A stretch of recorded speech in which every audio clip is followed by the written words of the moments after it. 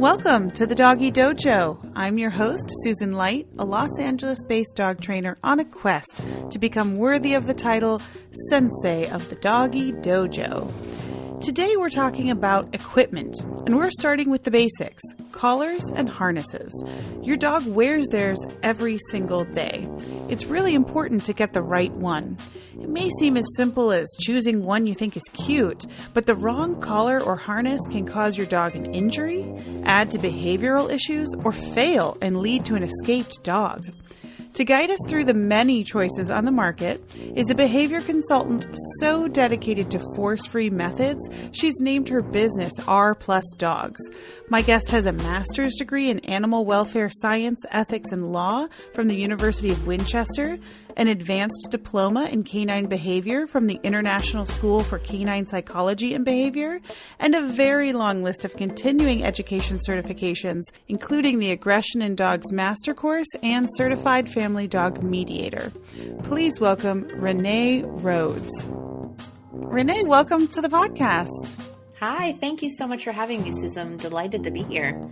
I have really enjoyed your Instagram account. If anyone's not following you, they should definitely look you up right now. I'm going to link it in the show notes. Lots of great information, a great resource for the positive reinforcement community.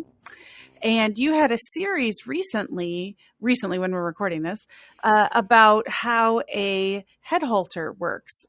And so I thought you'd be a great person to talk about equipment and really explain to people what it is, how it's used, what it's doing to the dog, and, make some recommendations on what we should stick to and maybe steer away from.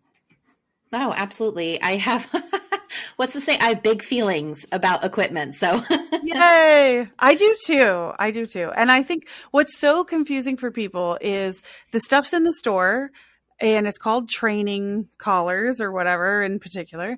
And so they just assume, one, that it's safe, and two, that it's appropriate, and three, it's no big deal to use them. So I would really love to let everybody know that there's no regulation. You can put anything, even if it's harmful to dogs, into stores, and people do. So I want people to understand what this stuff is and what it's used for. Yeah, absolutely. I think you hit the nail on the head. It's out there. It's readily accessible. People are looking for something. Sometimes marketing is a huge factor. I mean, things that say no pull. When you have a dog who's yanking your arm off, you're going to be like, please, please, dog gods, help me find something that my dog doesn't pull my arm off. So you're in a desperate position a lot of time.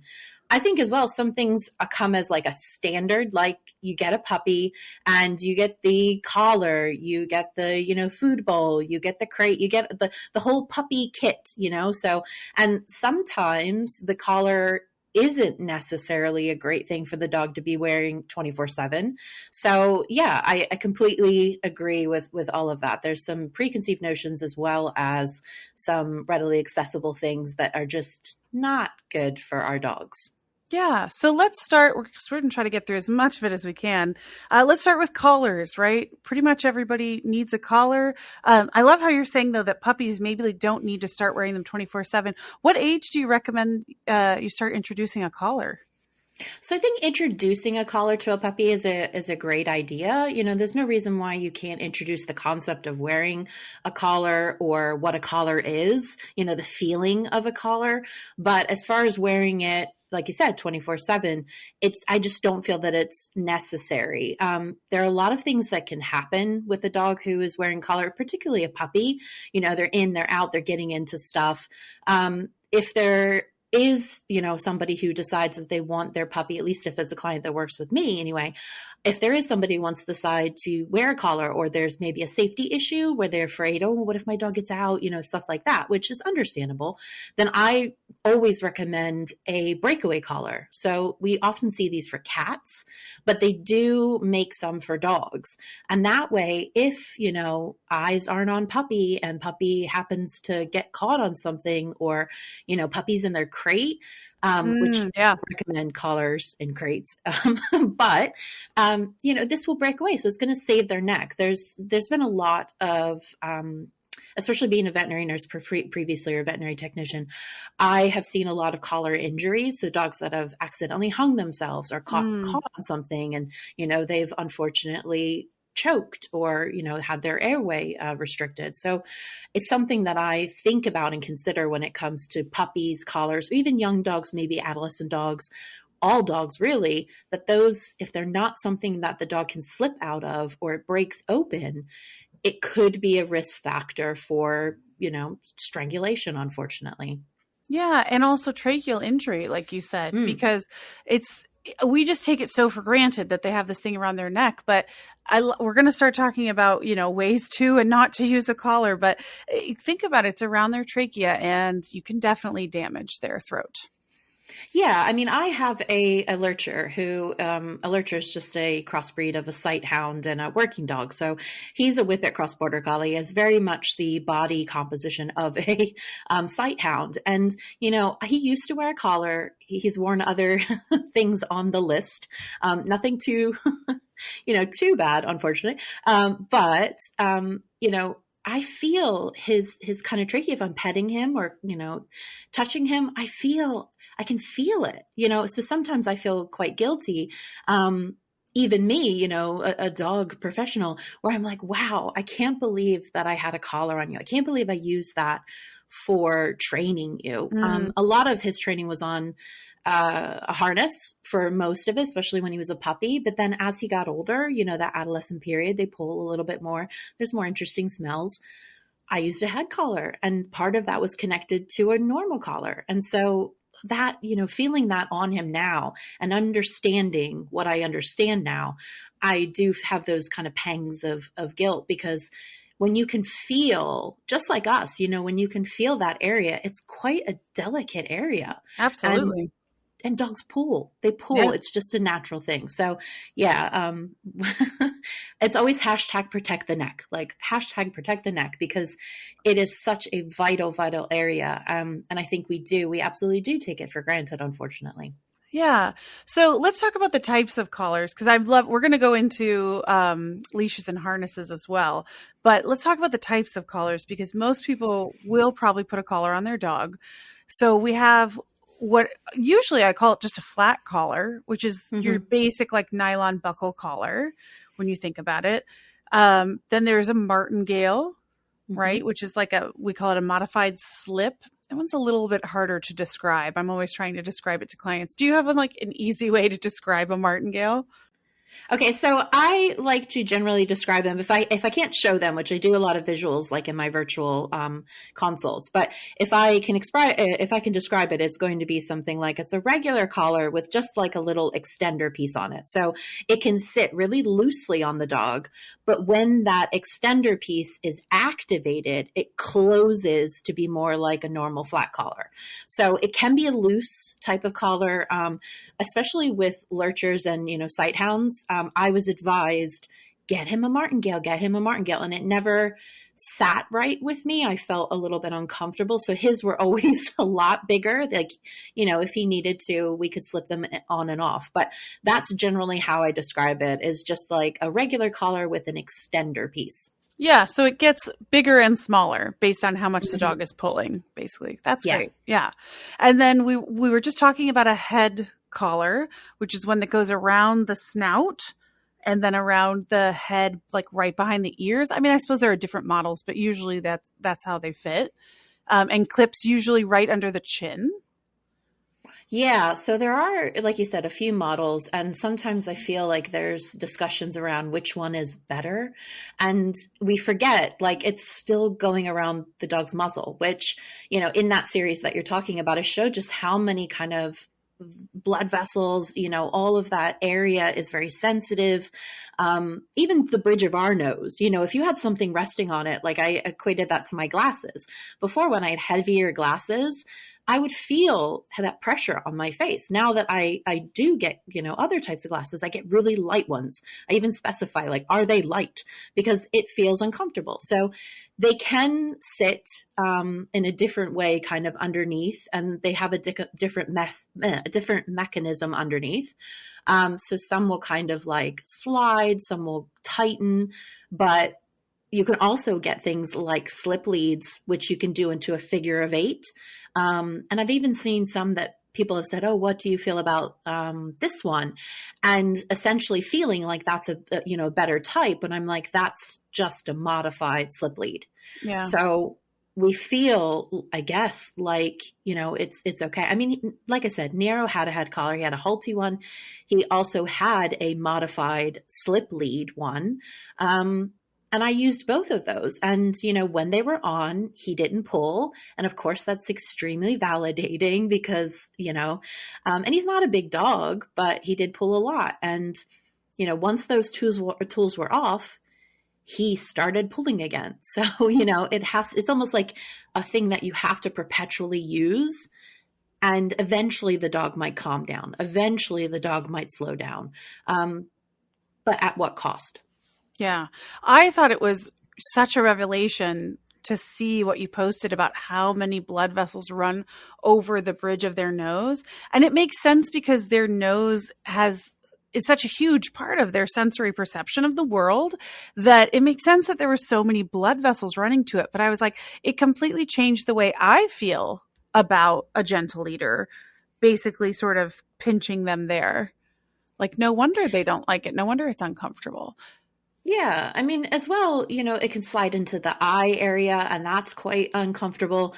Nero's used to kind of do that. And I tell this story to, clients when we talk about head collars, but he was wearing one and I'm on the Isle of Wight, which you have to take a ferry to get to. And I lived at the time just across the water and I would come to see my partner, my boyfriend quite often. And Nero would wear his head collar and we were waiting in line and I wasn't paying attention because I was on my phone, like, normal people do, I suppose, when they're waiting in line. And he used to kind of like to rub his head against things to move it off of his head. Mm-hmm. And so I wasn't paying attention. And he actually went up the back of someone's legs up into their, rear region. And it was a lady who just went, oh, and she turned around and I was like, oh, I was embarrassed. So I was like, oh, I am so sorry. Like, and then I'm trying to explain it away. Right. So I'm like, he doesn't like this thing. And, as I said it, I realized like, oh, why am I making him wear this stupid thing? Like, he's so uncomfortable. And there he is sitting with it up on his head, no longer on his nose. And he just looks so happy. And so that was a defining moment for me, was sheer, typical human, sheer embarrassment for me. And then realization, oh yeah, actually this probably isn't comfortable for you. Yeah, absolutely. So the head halter is aversive, as you've demonstrated, as Nero demonstrated. And so that moves us into some other collars that are aversive as well. And they try to call them training collars. We're going to call them what they are. There's a slip or choke collar, prong collars or pinch collars, and shock collars, which they try to call e-collars. It's a shock collar. So let's talk about those. I do want to say just one little caveat to the head collar, because I do want to honor the fact that, some people will use them because they either have some, mobility issues, or there are situations where I will use it. So like if a dog severely outweighs their human and they need to have just a little bit of control, more of the head, and maybe they can't use something like, a front clip harness, which even those, we'll get to that, I'm sure. But so sometimes I have recommended them in the past, but the goal is always to get the dog to a place where the person feels confident enough for them to be able to not use that. And sometimes we'll even use it in conjunction with a harness, so there's not all the pressure on the head collar. But sometimes that will give the feeling for the person to be like, okay, I feel okay about this situation. So I don't want to, while I have certain feelings about them, I don't want to discredit them or make them feel like, like if somebody is in that position, I don't want them to feel like they, shameful for using a head collar, if that is, what they use it for. As a Band-Aid, that you're just slapping on your dog to get them to stop pulling, that's a different story. But I just wanted to honor those people that do actually have to, or feel like, a head collar is a suitable tool for them in the interim. Yeah. And that's a good point too. Also, you'd want to desensitize it the best you can to try to sort of like introducing a muzzle, which I'm pro muzzle. But the point is, just shoving your dog in a muzzle and expecting them to be fine with it is much different than teaching your dog, taking the time to like the muzzle and be okay with it. So if you're going to use a head halter, hopefully you're taking time to desensitize it. Yeah. And the thing about, and people get this, they ask me this question all the time as well, like, how can you be pro muzzle, but you're, anti head collar? And I'm like, it is different. The muzzle is, it's not tightening on the face. We're trying to advocate for good muzzles that fit well for dogs, that have comfort padding. And, we're trying to make those as comfortable as possible for the dog. Whereas most head collars put pressure on the dog's face in some form. And they are tightening and they are restrictive. And that's totally different than a muzzle. We try the opposite with a muzzle. Absolutely. So what people need to understand is the muzzle is also not attempting to change the dog's behavior. Mm-hmm. So absolutely. It's something kind of like a regular collar that we are teaching them to tolerate, to be just part of their life. It's not exerting any kind of aversion onto them to change their behavior. Yeah, absolutely. So, just a management tool. It's a safety net. So yep, absolutely. We're going to take a short break, but you can find Renee at r+dogs.com, or she's R+Dogs on Instagram and TikTok, and R+Dogs Behavior on Facebook. I've linked them all in the show notes for you. We'll be right back. Slip, choke, prong, pinch, shocks. Let's talk about them. Oh, goodness. So now we're in hot waters. Okay. So these are things, I would classify them as things on my never use list. Yep. So I think also what happens with that is a lot of people say, and when I say a lot of people, I'm just mainly talking about a certain set of people who try to defend these tools. They think that we have no knowledge of them. So that's the thing. If you knew how to use it, or if you knew what it did, the fact that I know what it does is the reason that I do not use it. It's not an ignorance-based assumption, that we're not going to use these tools because I just don't know how they work and how wonderful they are. I know how uncomfortable, I know how they work. And therefore, that is not something that I want to subject dogs to. So a slip choke, it kind of has the name in the title, a choke chain, a slip lead. These are things which are generally meant to tighten on the dog. I put a post up not too long ago about, actually it was a story about a very popular company, dog training gear. And on the packaging for the slip lead, they had written something like gentle corrections. And I was like, isn't that an oxymoron? It's something that I think we also, especially where I am in the UK, I see a lot of slip leads. And I see that they are being used in ways that compromise the dogs. They're used for corrections. I think if anything, they're probably, alongside of some of the other tools, they're probably some of the worst because of especially the really super thin ones, because of how much force and pressure is being put, even for a second, is being put on that dog's neck, and how that can yank. And I'm sure you've seen the videos as well, but the up and back method, or, whatever it is. And I'm like, that's, ouch. If somebody did that to me, I would not be happy. But, I always say to people, like, if I was a dog, I would be in a lot of trouble, because I don't like people, kind of poking me, prodding me, invading my space, all the things that dogs don't like. I think I'm probably like 50% dog at this point. So if somebody used a choke chain on me, I don't think I would be very happy. But, dogs are they've been domesticated to work alongside us. They're they are subservient to us in a lot of ways, in a, you know, kind of roundabout way. So dogs know that we're bigger. They know that we're stronger. And when we use these tools on them, that's why we often get that really quick turnaround. And you see a dog go from maybe reactions to docilely sitting there. But are they docilely sitting there? No, their emotions haven't changed, except for now they're probably a little bit more uncomfortable than they were a second ago, because they now have to deal with the human who has that really uncomfortable thing around their neck. Yeah, absolutely. As far as like the prong collar and, you know, that along with a slip or a choke chain, to me, they're kind of one and the same. I know that people say prong collars distribute the force evenly, but there has to be a point of tension. So in order for that prong to close, there has to be tension put along that. And usually that's at a central point to the opposite of wherever the yank comes from or the pop. And so there will be pressure, more pressure in that centralized kind of space, and then the prong closes. So not only do you have that initial point of discomfort, but you also have then the prong closing on the rest of the dog's neck. So if that happens very quickly, you know, where they kind of say that's more like a mother correcting or another dog correcting, you could see how that could happen, but we always forget we're not dogs. Yeah, absolutely. I'm totally there with you on those tools. I think I wish they would stop selling them. I wish they would outlaw them.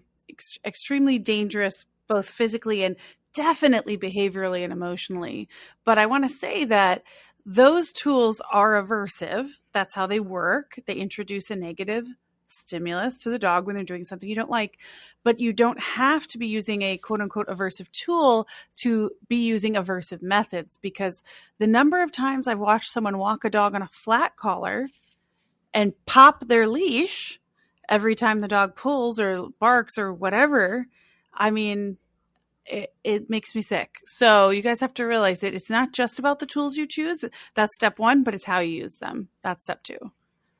Yeah, absolutely. I mean, when I kind of briefly mentioned about harnesses and front clips, I've really shied away from using front clips because it's kind of like we get a really good, tool that we can use, like a harness. And then I start seeing people using the front clip as a way to correct the dog. So instead of it being a nice way that you could maybe turn around a dog or redirect a dog without pulling, just redirecting, now it's, I'm seeing it frequently used as a pop on the front of the harness. So then, if the harness is fitted to the dog, that's yanking the whole dog's body. I mean, think about the alignment of a dog's body. If that quickly happens, or if the harness isn't fitting well, that is then kind of shifting over to the side. And that's the whole point of a harness, is that it needs to be a good fitting tool. The dog can move around freely and comfortably. And if you're yanking, on the front of it and moving the harness itself, how is that any better than using something, on the neck? It's still aversive. It's still uncomfortable. And it's not the way that a front clip should be used at all. So let's talk about that, because when I went through my certification program, they were like, oh, you should clip to the front to stop the dog from having like the sled dog reaction. I'm trying to remember what they even called it, where they start pulling and they pull more, right? Mm-hmm. Which I think reflex. Is opposition reflex. Mm-hmm. But I feel like the things I'm reading now is that that's just completely not true. What do you? Yeah, absolutely. Yeah. I did a post, a couple of years ago now. And I listed that as one of the reasons why dogs pull on harnesses. What did they say? You know better, you do better. It's not to say that, that was such an awful error on my part, but at the same time, like we do know now, or, it is more widely available that opposition reflex just doesn't really occur. So, and I hear, some balance trainers saying that a lot, like you really want to use opposition reflex. And I was like, okay, maybe you should read the things I read.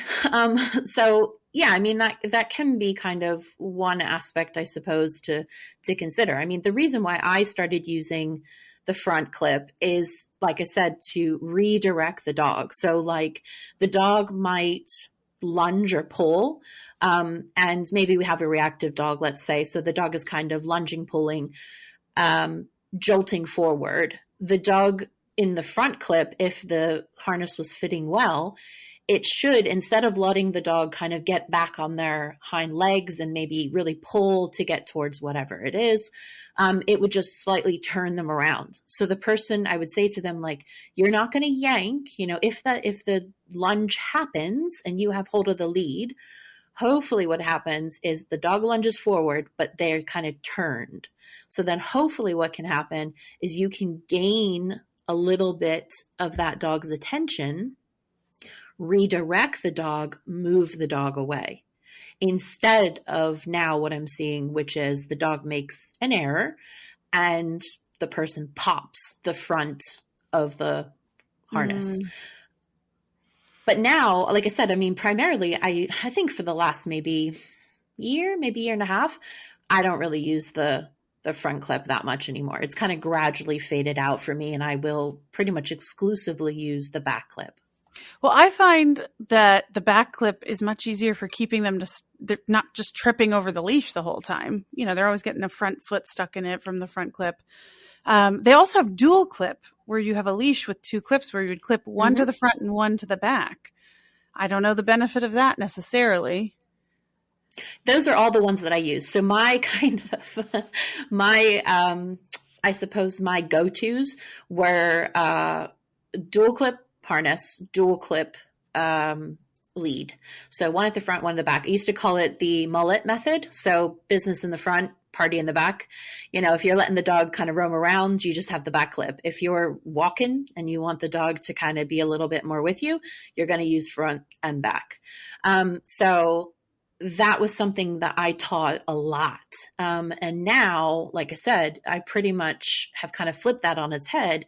And I'm like, I use long lines and back clip harnesses. If it doesn't have a front clip, don't worry about it. Yeah. And I love that, because it's like you said, it doesn't really matter what equipment you have. It's still the way you use it. People are still trying to do that pop, even though they're on a harness. So food for thought there.